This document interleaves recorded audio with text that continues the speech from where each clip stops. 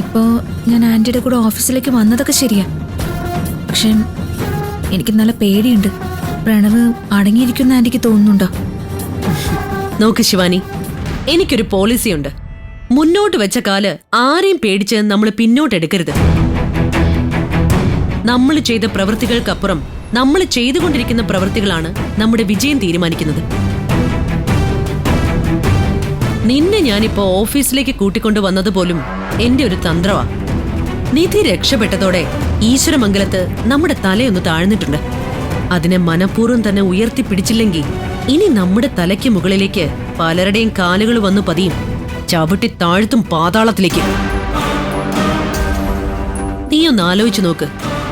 നിധി ജയിലിൽ നിന്ന് പുറത്തിറങ്ങിയിട്ടുണ്ടെങ്കിൽ അതിന് കാരണമായിട്ടുള്ളത് ഞാനും ആ എസ്ഐയും തമ്മിലുള്ള ഫോൺ സംഭാഷണങ്ങളാണ്. അതെങ്ങനെയാ എന്റെ ഫോണിൽ നിന്ന് ലീക്കായത്? ഏട്ടത്തി ചോർത്തിക്കൊടുത്തത് തന്നെയല്ലേ? ഈശ്വരമംഗലം ഗ്രൂപ്പില് പിടിമുറുക്കണം, ചുറ്റി വരിയണം. ഇല്ലെങ്കിൽ എല്ലാവരും നമുക്ക് മുകളിലേക്ക് വളരും. ഇതെന്റെ ഒരു അടവ് നയമായിട്ട് കരുതിയാ മതി. പരാജയപ്പെട്ടവരാണ് നമ്മൾ. തോൽവി സമ്മതിച്ചിട്ടില്ല എന്നും ആ കേസിലെ തോൽവി നമ്മളെ ബാധിച്ചിട്ടില്ല എന്നും മറ്റുള്ളവരെ ബോധ്യപ്പെടുത്താനുള്ള ഒരു തന്ത്രം.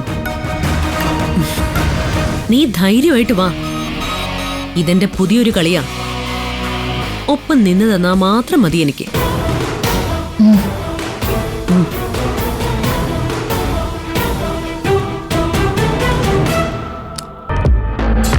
എല്ലാം ഓക്കെയാണ് sir. Good morning madam. Good morning. Good morning. സ്റ്റാഫുകൾ എല്ലാവരും എത്തിയോ? എല്ലാവരും എത്തിയിട്ടുണ്ട് മാഡം. 3 പേര് നേരത്തെ ലീവ് ഇൻഫോം ചെയ്തതാ. ഓക്കെ, എല്ലാവരോടുമായിട്ട് വളരെ ഇമ്പോർട്ടന്റ് ആയിട്ട് ഒരു കാര്യം പറയാം. ഇനി അങ്ങോട്ട് പ്രണവ് ഓഫീസിലേക്ക് വരാൻ സാധ്യതയില്ല. പ്രണവിന്റെ ജോലികള് ഇനി മുതല് ഈ ശിവാനി ആയിരിക്കും നോക്കുന്നത്.